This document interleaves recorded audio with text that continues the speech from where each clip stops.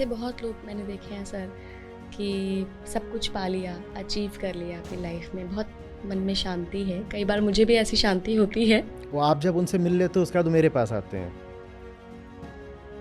कहते हैं दुनिया को लगता है कि हम में बड़ी शांति है, और हमारा हाल क्या है वो हम ही जानते हैं। हम सोचते हैं हम पाने के लिए पैदा हुए हैं, अचीवमेंट के लिए। आप अचीवमेंट के लिए नहीं पैदा हुए हो, आप जो सब कुछ गड़बड़ लेके पैदा हुए हो उसको ठीक करने के लिए पैदा हुए हो। जिसको अपनी बेहतरी नहीं चाहिए उसको पूरी छूट है कि अध्यात्म की ओर ना आए।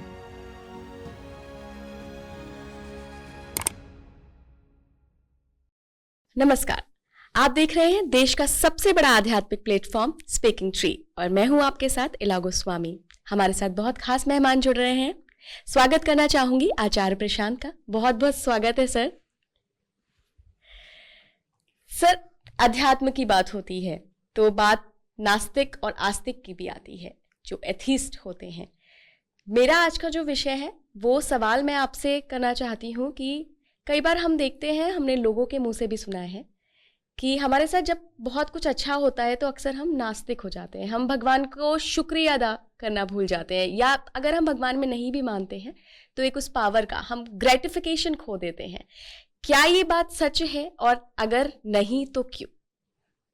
देखिए, आस्तिकता नास्तिकता का भगवान में विश्वास रखने से कोई संबंध नहीं होता। ये एक ऐसी ही बहुत औसत दर्जे की सामान्य सामाजिक धारणा है कि जो भगवान को माने वो आस्तिक, जो न माने वो नास्तिक। नहीं, ऐसा नहीं है।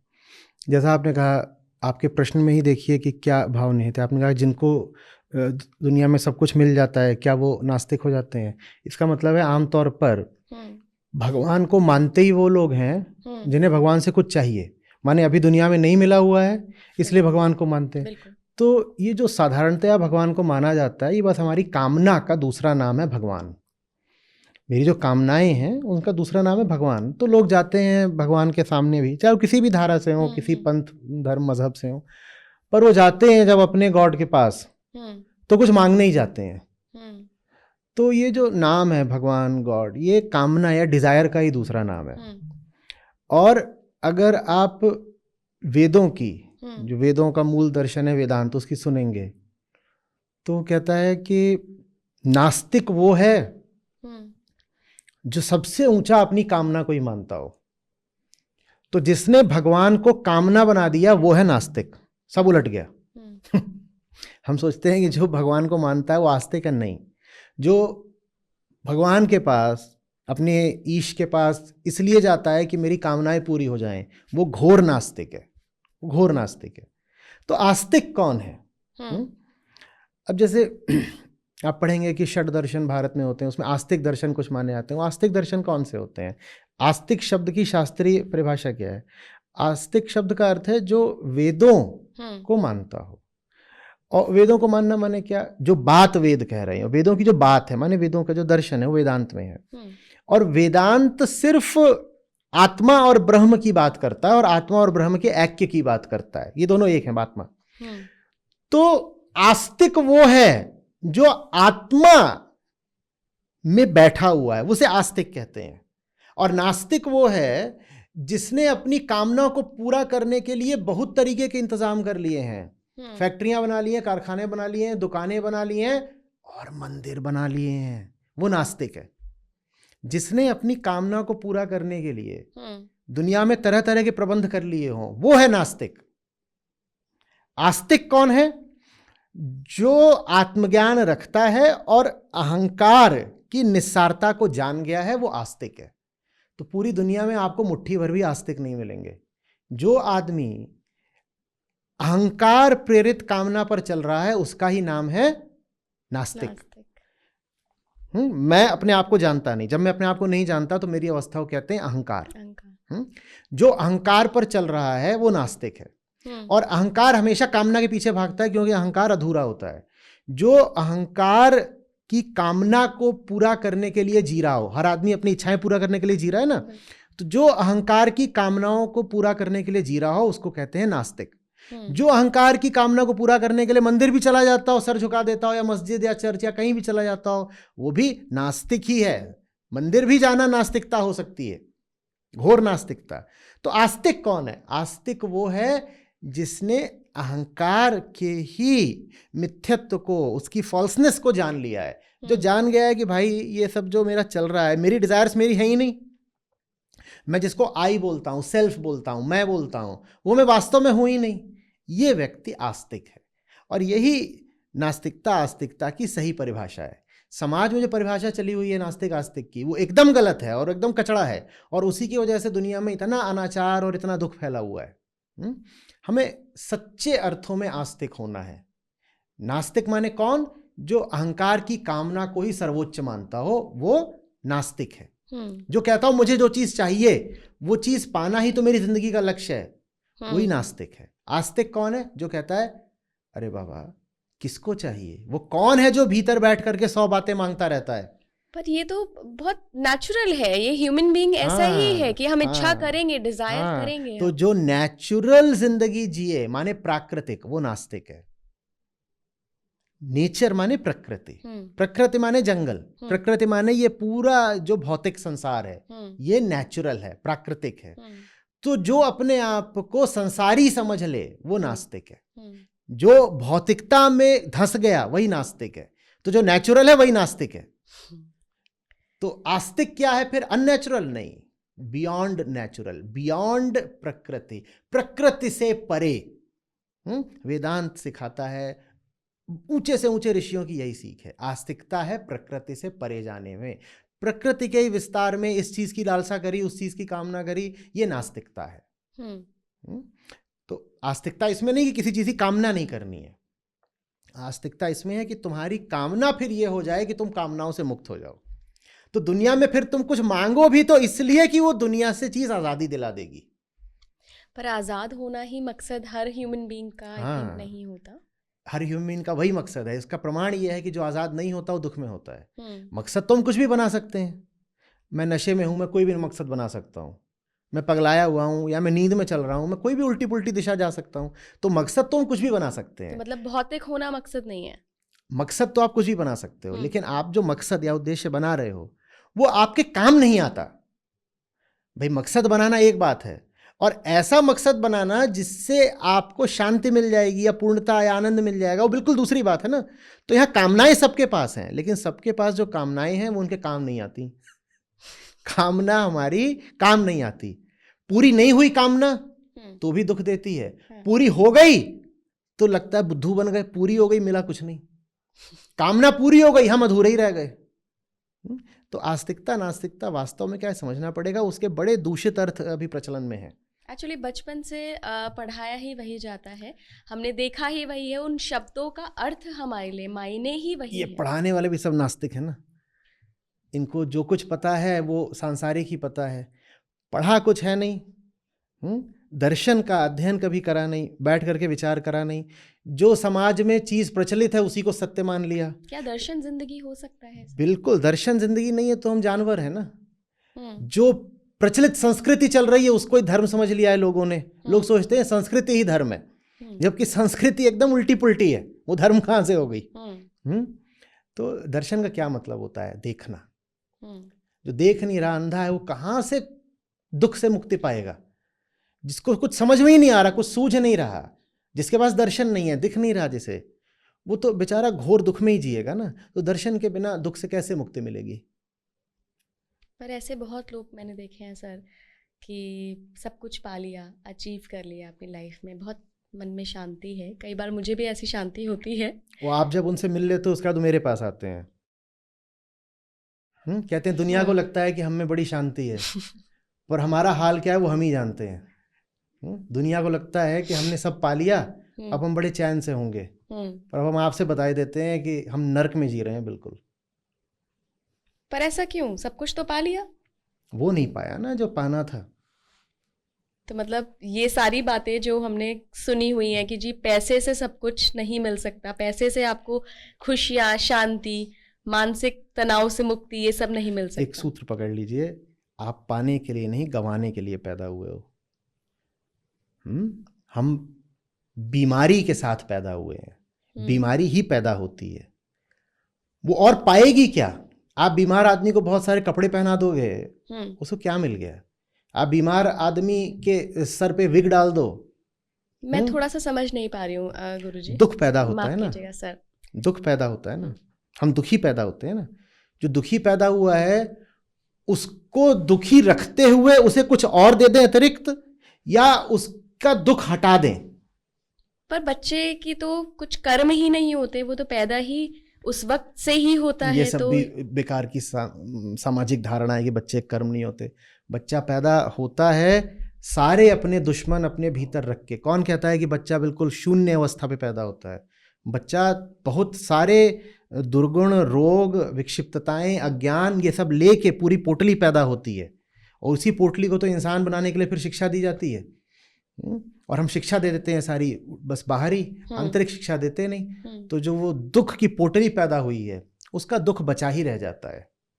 बच्चा जो पैदा होता है, हम बधाइयाँ गाते हैं और पार्टी करते हैं, वो बड़ी बीमारी है वो जो पैदा हुई है। आप एक बात बताइए, इधर कहीं से कोई सांप आ जाए और वो आपके लिपट जाए, ठीक है, और आपके गर्दन में लिपट गया सांप, और मैं एक बहुत बढ़िया सोने चांदी के तारों वाला मफलर लेके आऊं, और यहाँ पे आपके सांप लिपटा हुआ है, और मैं उसके ऊपर आपके ऐसे मफलर लपेट दूं और कहूं देखो ये मैंने आपको 5 करोड़ रुपए का मफलर दिया है, आपकी हालत कैसी रहेगी? बहुत बुरी। आप चाहती हैं आपको मफलर मिल जाए, या आप चाहती हैं कि आपका सांप हट जाए? सांप हट जाए ऑब्वियसली। तो हम उल्टी चाल चलते हैं। सांप को हटाने के लिए हम कुछ नहीं करते जिंदगी भर, हम उसी सांप के ऊपर मफलर लपेटते रहते हैं। नीचे सांप लिपटा हुआ है कुंडली, और उसके ऊपर हमने मफलर लपेट दिया। ये हमारी बेवकूफ़ी रहती है जिंदगी भर। आप ये कहना चाहते हैं कि हम अपने आप को नहीं देखते, अपनी ज़िंदगी की जो चीज़ें हैं उनको सही करने की दिशा में आगे नहीं बढ़ते हैं, बल्कि हम पैसा कमाने, अच्छी शिक्षा लेने, अच्छी पोजीशन, हमें सांप को गंवाना है, हमें मफलर को नहीं पाना है। हाँ। और आप सांप को अगर हटा दो तो ये जो मफलर वगैरह का आकर्षण है, हो सकता है ये भी ना बचे। हम सोचते हैं हम पाने के लिए पैदा हुए हैं, अचीवमेंट के लिए। आप अचीवमेंट के लिए नहीं पैदा हुए हो, आप जो सब कुछ गड़बड़ लेके पैदा हुए हो उसको ठीक करने के लिए पैदा हुए हो। एक बीमार चीज पैदा हुई है ताकि स्वस्थ हो सके, उसको कुछ अचीव क्या करेगा वो बेचारा? उसके सांप यहाँ पे पूरे शरीर में उसके सांप बिच्छू लिपटे हुए हैं, वो उसके ऊपर बहुत महंगे महंगे कपड़े पहन ले, उसको क्या मिल जाएगा? उसको गंवाना है, उसको हटाना है। ये सांप क्या है जिंदगी में? बच्चा जब पैदा होता है उसमें आप क्या क्या चीजें पाते हो? उसमें आप पाते हो ना कि जबरदस्त इग्नोरेंस है, कुछ नहीं समझता, तो वो एक सांप हो गया। उसमें आप पाते हो ना एनवी भी है, छोटे छोटे बच्चे भी, उनमें भी ईर्ष्या होती है, गुस्सा भी होता है उनमें, स्वार्थ भी होता है। होता है कि नहीं होता है? मैंने एक बच्चा देखा बहुत ही छोटा सा, तो अपनी बाम्बी से निकल के ऐसे चींटियां जा रही हैं, और उसके पास एक बोतल है छोटी, उसमें पानी है। वो पता है क्या कर रहा था? वो पानी की ऐसे धार बना रहा था चींटियों के ऊपर। उसको बड़ा अच्छा लग रहा था देखने में कि उस धार में चींटियां मर मर के तैर रही हैं। तो हम हिंसा भी भीतर से लेके पैदा होते हैं। हम कह देते हैं कि छोटा बच्चा बड़ा निर्दोष, मासूम, इनोसेंट होता है। वो जो बच्चा पैदा होता है उसमें दुनिया भर के दुर्गुण होते हैं जो प्रकट बाद में होते हैं, वरना सब उसके भीतर है। तो हमें गंवाना है उन्हीं सब चीज़ों को जो हम लेके पैदा होते हैं। लेकिन हमारी जो पूरी शिक्षा और पालन पोषण है वो गंवाने की जगह पाने की दिशा में है। तो गंदगी रह जाती है और उसके ऊपर और चीजें हम धारण कर लेते हैं। जैसे कि कोई बहुत ही गंदा आदमी हो, पूरा शरीर उसका मैल से भरा हुआ है, और वो क्या कर रहा है? वो उसी के ऊपर कपड़े पहन रहा है, महंगे कपड़े पहन रहा है और खुशबू लगा रहा है अपने ऊपर। लेकिन नतीजा क्या निकलेगा? बीमार हो जाएगा और ज्यादा, सड़ के मरेगा बिल्कुल। ऐसी हमारी जिंदगी रहती है। तो अगर हम नास्तिकता और आस्तिकता को अलग अलग करें, अध्यात्म बीच में कहाँ आता है? अध्यात्म इसमें कहाँ आता है? अध्यात्म माने स्वयं को जानना, वो आस्तिकता है। वो आस्तिकता है, स्वयं को जानना। जब आप स्वयं को जानते हो तो जान जाते हो कि जो ये डिजायर्स हैं वो आपकी हैं ही नहीं, वो आपके पड़ोसी की हैं। तो आप कहते हो अगर मैंने उसको पूरा भी कर लिया तो कुछ होगा भी, तो पड़ोसी को मिलेगा, मुझे क्या मिलेगा?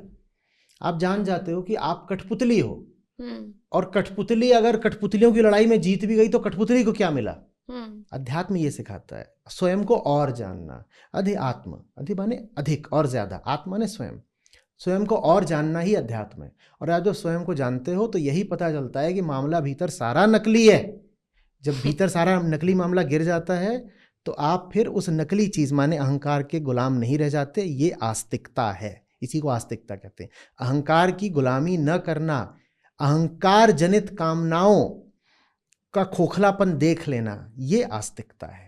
और अपनी कामना की पूर्ति के लिए इधर उधर तमाम दौड़ते रहना, भगवान के आगे झुक जाना, ये नास्तिकता है। तो अगर आपका जीवन देखा जाए सर, तो IIT गए आप, IIM गए, UPSC भी आपने निकाला, कुछ वक्त के लिए आई थिंक नौकरी भी की आपने, तो क्या आपको वो अध्यात्म मिल गया और आप ऊपर उठ गए और इन सब चीज़ों से? सतत प्रक्रिया है, लगातार जानते रहना होता है, और वो रियल टाइम होता है। मैं आपसे बात कर रहा हूँ तो भीतर मेरे कुछ है जो स्वयं को भी देख रहा है, ठीक है। ये आंखें हैं, ये आपको देख रही हैं, इधर ये लोग बैठे हैं, कैमरा वगैरह लगा हुआ है, ये सब है। तो मुझे इन सब का तो एहसास है ही। एक कुछ ऐसा भी है जो अपना भी संज्ञान ले रहा है, वो खुद को भी देख रहा है कि उसका क्या हाल है, उसका कैसा है, कहीं उसमें कहीं द्वेष तो नहीं आ गया, कहीं वो कुछ और तो हिसाब किताब नहीं लगाने लग गया। तो वो इन सब चीज़ों पे नज़र रख रहा है। वो लगातार चीज़ रहती है। वो ऐसा नहीं होता कि अध्यात्म में एक कोई आखिरी बिंदु आ गया, एनलाइटनमेंट, और फिर वहाँ रुक गए। अध्यात्म का मतलब है निरंतर स्वयं को जानते रहना। धारा बह रही है ना, वो बहती धारा पे आप बैठे हुए हो, उसको देख रहे हो, ये अध्यात्म है। एक व्यक्ति थे, जब मैंने उन्हें बताया कि आपके साथ बातचीत होने वाली है, उन्होंने मुझसे एक सवाल किया, इसी नास्तिकता और आस्तिकता से जुड़ा हुआ ही है। उनका कहना ये था कि जी मुझे सब कुछ मिल गया है, मैं बहुत खुश हूँ अंदर से, मुझे कोई चीज़ की कमी नहीं है, मैं क्यों भगवान के पास जाऊँ, मैं क्यों, आपने जैसा कहा कि भगवान से कोई रिलेशन नहीं है, बट वो जो अपनी परिभाषा मानते हैं, तो मैं क्यों अध्यात्म में भी जाऊँ, मैं क्यों अपने इनर सेल्फ को ढूंढूं, मैं क्यों जानूं कि जी मैं कौन हूँ, जब मुझे पता है कि मैं एक बिजनेसमैन हूँ, मैं बहुत बड़ा आदमी बन गया हूँ, मेरे अंदर अहंकार भी नहीं है, मैं लोगों की मदद भी करता हूँ, तो मैं क्यों जानूं कि मैं कौन हूँ। अगर उन्हें सब कुछ मिल गया होता तो ये सवाल खो गया होता।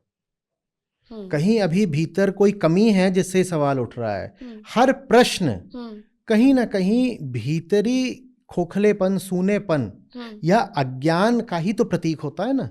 भीतर अगर अज्ञान ना हो तो प्रश्न क्यों उठेगा? तो आपको सब कुछ नहीं मिल गया है। और अगर आप अपने हितैषी हैं, ईमानदारी रखते हैं, तो सबसे पहले ये भाव छोड़ दें कि आप सब कुछ पा चुके हैं। नहीं तो आपको अगर ये मानना ही है कि सब मिल गया है तो आप मान सकते हैं। भाई देखिए, अध्यात्म कोई अनिवार्यता तो होती नहीं, कोई नियम कानून तो होता नहीं कि करना ही पड़ेगा नहीं तो जेल हो जाएगी। ये तो उनके लिए होता है जिनको अपनी बेहतरी चाहिए। जिसको अपनी बेहतरी नहीं चाहिए उसको पूरी छूट है कि अध्यात्म की ओर ना आए। बहुत बहुत धन्यवाद सर, अपना कीमती समय स्पीकिंग ट्री को देने के लिए। आखिर में बस आपसे यही गुजारिश है कि स्पीकिंग ट्री के दर्शकों को आप 1 मिनट अगर कुछ एडवाइस दें, कुछ बताना चाहें तो प्लीज़। नहीं, 1 मिनट भी नहीं लगेगा, ये जितने मिनट अभी बोला इनसे पूरा लाभ उठा लीजिए, यही है। अतिरिक्त 1 मिनट क्या बोलूं। और उसके अलावा ये जो मैं अब दशकों से मेहनत कर रहा हूँ उसमें न जाने कितने मिनट आते होंगे।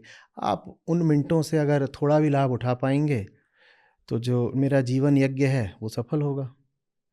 धन्यवाद। तो देखिए, जैसा कि सर ने भी बताया कि जो कुछ भी उन्होंने बताया, अगर आप सिर्फ ऐसे बढ़ा बढ़ा के देख लेंगे और उस चीज़ को, उसका सार को अपने जीवन में नहीं उतारेंगे तो उससे कोई फ़ायदा नहीं होने वाला है।